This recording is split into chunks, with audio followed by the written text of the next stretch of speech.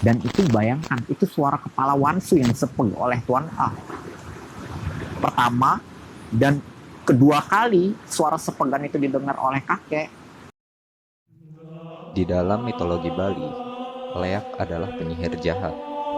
Sedangkan leak ini adalah semacam ilmu yang dianut oleh seseorang, sehingga orang yang menganut ilmu ini bisa berubah menjadi seekor harimau, kera, babi, ataupun seperti Rangda. Bila perlu, dia juga bisa mengambil organ-organ manusia yang hidup, ataupun menyedot ruh-ruh manusia. Sedangkan ilmu leak ada banyak macamnya, mulai dari leak merah, leak yang berwarna coklat. Saya sendiri juga tidak begitu mendetail ya mencari tahu tentang berbagai macam ilmu leak ini. Namun percaya tidak percaya, jika hidup di Bali dan sudah terbiasa dengan kata leak, berhati-hatilah saat menjelang tidur. Karena leak juga bisa menyerang di saat kita tertidur, sehingga kita sudah tidak bisa melihat matahari pagi lagi.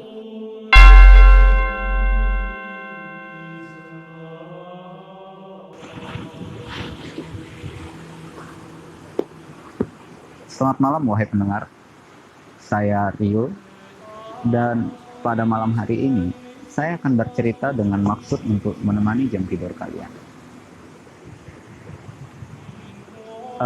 Jadi sedikit bercerita ya, kemarin itu saya ada rencana sebenarnya untuk syuting di daerah hutan, di daerah Kubu. Namun karena ada halangan, jadinya kami melakukan take ulang di daerah pinggiran kota. Ya tepatnya sih di pinggir pantai. Kalau kalian bisa mendengarkan suara deburan ombak mungkin ya. Jadi hal negatifnya adalah kami kehilangan file rekaman kami, namun hal positifnya kami menemukan cerita yang cukup kuat sebagai teman penghantar tidur dari narasumber kita, yaitu kakek. Nah, sebenarnya cerita ini dia lebih ke arah hal apa ke arah makhluk halus yang cukup lekat kaitannya dengan masyarakat Bali yang dikenal dengan sebutan leak. Jadi mohon maaf dulu sebelumnya kami ingin menjelaskan karena pengetahuan kami yang kurang begitu tinggi untuk memahami jenis keilmuan seperti ini. Jadi leak itu ini berdasarkan apa ya, informasi pribadi yang kami gali ya. Leak itu adalah suatu ilmu yang dipelajari oleh orang-orang tertentu dari zaman dahulu yang mungkin disebut sebagai ilmu Bali kuno ya.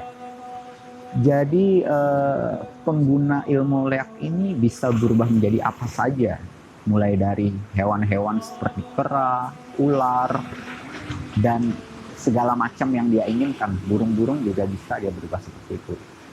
Kemudian dia juga bisa berubah menjadi bola api yang terbang di malam-malam tertentu untuk mencari, saya tidak tahu ya untuk mencari apa ya mangsanya. Tapi beberapa cerita mengatakan dia mencari organ manusia atau mencari ruh-ruh manusia. Sedangkan ilmu leak ini sih diyakini ilmu yang apa ya, ilmu Bali kuno yang dia tuh seperti ilmu hitam sih. Cuman saya juga belum begitu tahu. Karena beberapa dari narasumber juga mengatakan, ya apa bukan leaknya yang berbahaya, tapi orang yang menganut ilmu itu yang berbahaya. Karena dia menyerang orang-orang, ya namanya manusia ya, gimana pun manusia juga berbahaya kan. Apalagi mempelajari ilmu-ilmu seperti itu. Namun ada juga yang istilahnya mempelajari ilmu tersebut dengan tujuan baik. Begitu kata narasumber yang kami temui. Saya menjelaskan ilmu leak yang dijelaskan oleh yang cukup melekat di masyarakat Bali karena cerita kakek berhubungan dengan leak ini. Jadi kakek itu menceritakan di masa-masa dia hidup antara zaman penjajahan Jepang, Belanda, dan hidup di antara para PKI, yang dimana kakek itu tinggal di pinggiran desa ya, di tengah kubu, di tengah hutan. Lalu ketika masa nganggur, itu sebutan bahasa daerah di sana. Masa nganggur itu adalah masa ngapel. Jadi ketika kakek ngapel dari kubu menuju desa, itu dia berjalan kaki sih ya. Karena saya sendiri sih nyoba jalan dari daerah kakek menuju desa itu menggunakan sepeda motor, itu bisa menghabiskan waktu hampir 30 menit. Bayangkan kakek di zaman itu, di tengah hutan, berjalan kaki, mungkin bisa saya prediksi sekitar 2 jam untuk berjalan kaki ya. Dan sumber penerangannya tidak seperti kita menggunakan lampu. Mungkin saat itu kakek menggunakan obor, lentera, atau semacam senter. Saya sendiri tidak menanyakan hal mendetail seperti itu. Kemudian di tengah perjalanannya kakek menuju tempatnya kembali di daerah kubu, berarti kan dia harus melewati hutan-hutan tuh. Kakek ini mendengar suara yang cukup aneh. Dan mohon maaf, suaranya itu seperti suara orang buang angin. Brut. Begitu penjelasannya kakek sih. Lalu kemudian ketika kakek berjalan, beliau mendengarkan suara aneh itu lagi.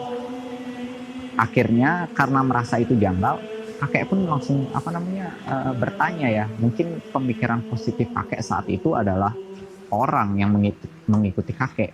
Cuman kalau dari segi logika, apa ada orang di tengah hutan yang hanya buang angin mengikuti kakek? Nah, kakek itu bertanya, di mana ya bakar ubi banyak-banyak? Itu lumayan enak sih, tapi sayang jadinya kerjaan kita cuma buang angin. Dan suara itu hanya menjawab, brut, seperti suara orang buang angin lagi. Kemudian kakek kan mulai agak sedikit merasa aneh ya. Kakek langsung meminta untuk suara itu berbunyi lagi. Dan suara itu berbunyi brut.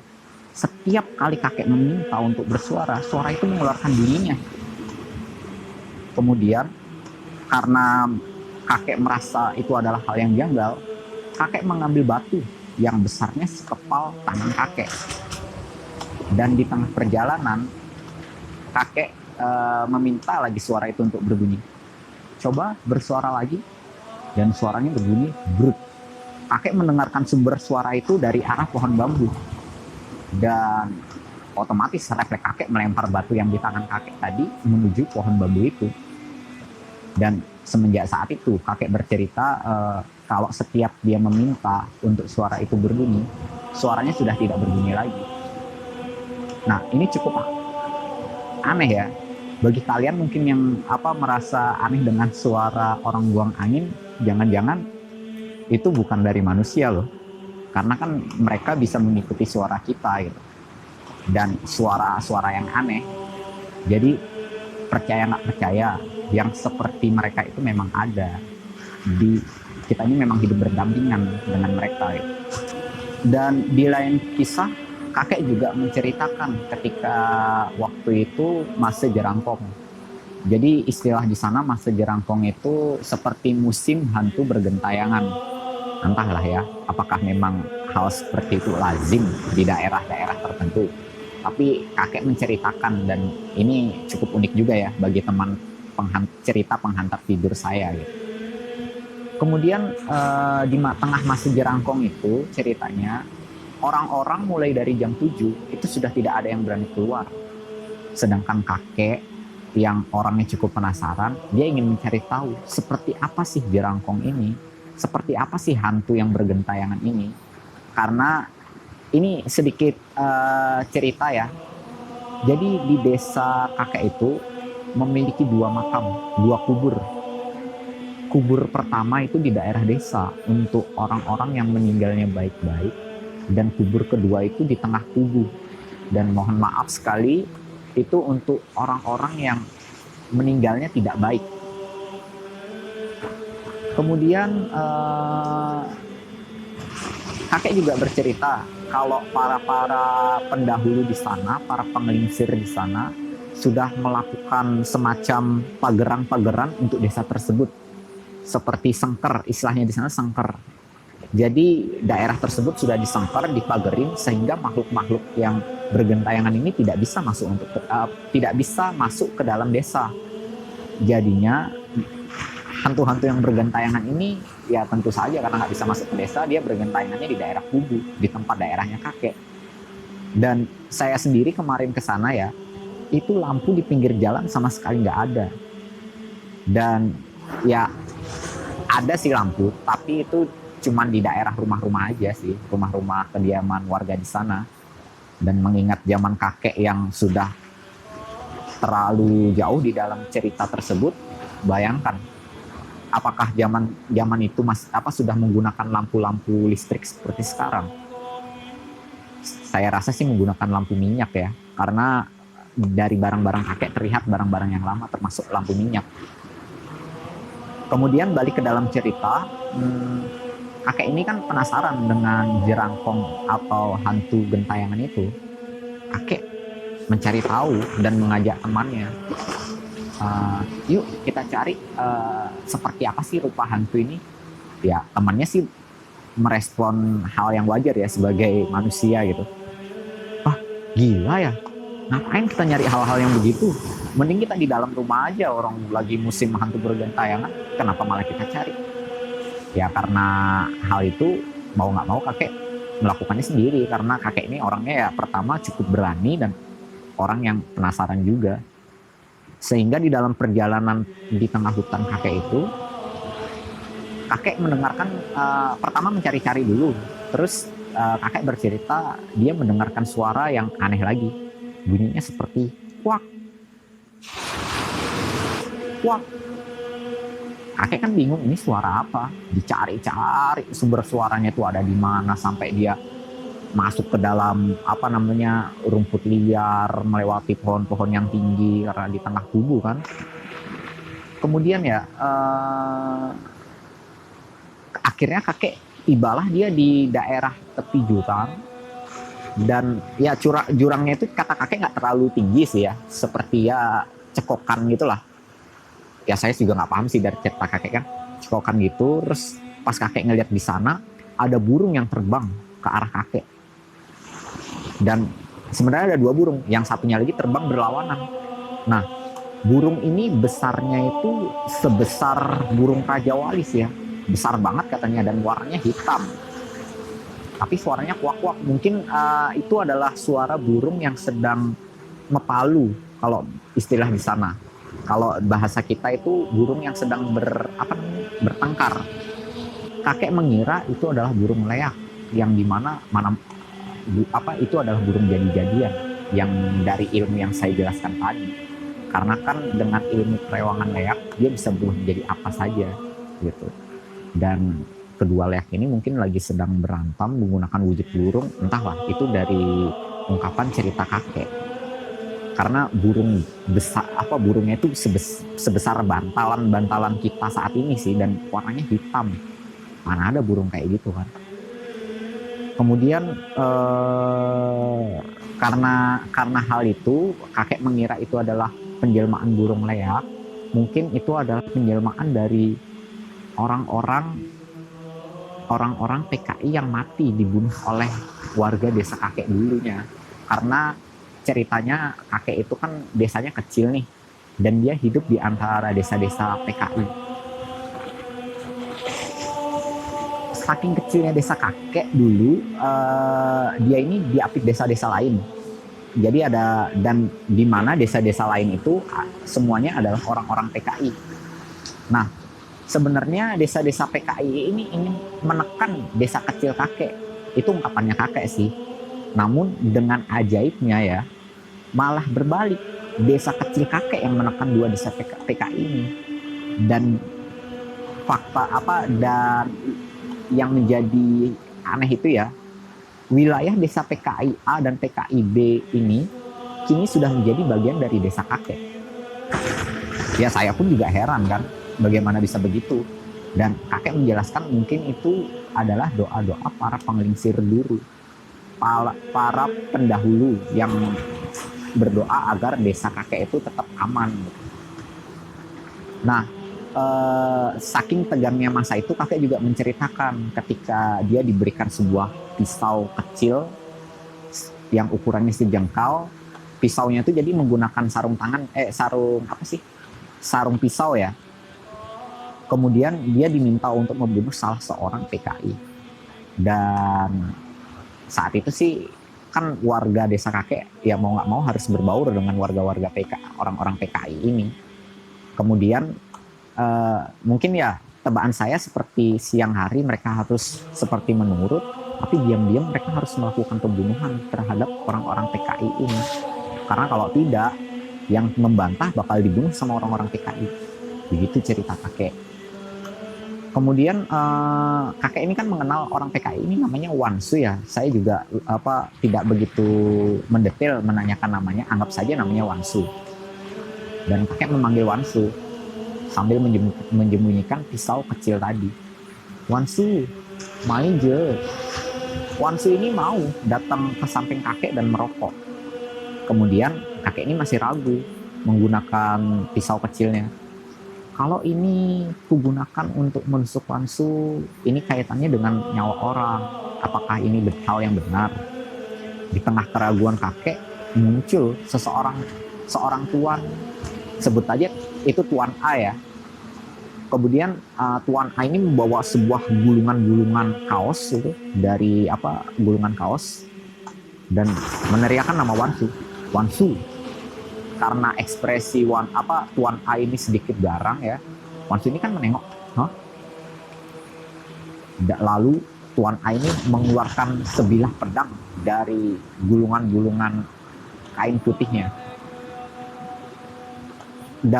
Bukan pedang ya, semacam golok gitu, golok badik. Ya golok lah, anggap saja golok. Karena melihat Tuan A membawa golok yang panjang, Wansu ini lari tunggang langgang. Dan Tuan A ini tentu mengejar Wansu kemanapun dia lari. Ke tengah bet-bet. Bet-bet itu seperti tanaman liar karena masih daerah hutan ya. Dikejarlah Wansu, dan ketika kakek mencoba untuk mencari tahu, suara sepegan itu sudah terdengar. Sepegan itu seperti istilahnya itu apa ya? Seperti suara kelapa ketika kita memecah kelapa menggunakan golok, sepeg. Nah, seperti itu. Dan itu bayangkan, itu suara kepala Wansu yang disepeg oleh Tuan A. Pertama dan kedua kali suara sepegan itu didengar oleh kakek. Langsung Tuan A ini memanggil kakek. Ini tolong bersihkan mayatnya.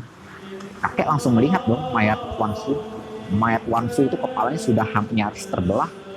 Dan isi otaknya itu sudah kemana-mana. Disepeg oleh Tuan A. Darahnya kemana-mana sampai muncrat ke pohon kelapa. Karena karena hal itu kakek menarik kan mayat Wansu ini dan menguburnya beserta dengan pohon kelapanya ikut dikubur. Karena ingin menghilangkan barang bukti agar orang-orang PKI tidak tahu kalau salah satu warga PKI ini dibunuh oleh warga desa kakek. Kalau ketahuan otomatis diserang habis-habisan ini warga desa kakek. Nah, padahal sudah dikubur baik-baik nih, maksudnya dengan rapi sehingga orang-orang PKI ini tidak tahu. Tapi lambat laun ya, kabar itu menyebar sehingga desa PKI A dan PKI B ini tahu kalau Wansu itu dibunuh. Mungkin kakek sih mengiranya karena daerah wilayah tempat Wansu ini dibunuh itu di daerah di pinggir sungai, sehingga darah Wansu ini mungkin mengalir ke pinggir sungai tersebut dan dicari-cari mungkin ya sama orang PKI.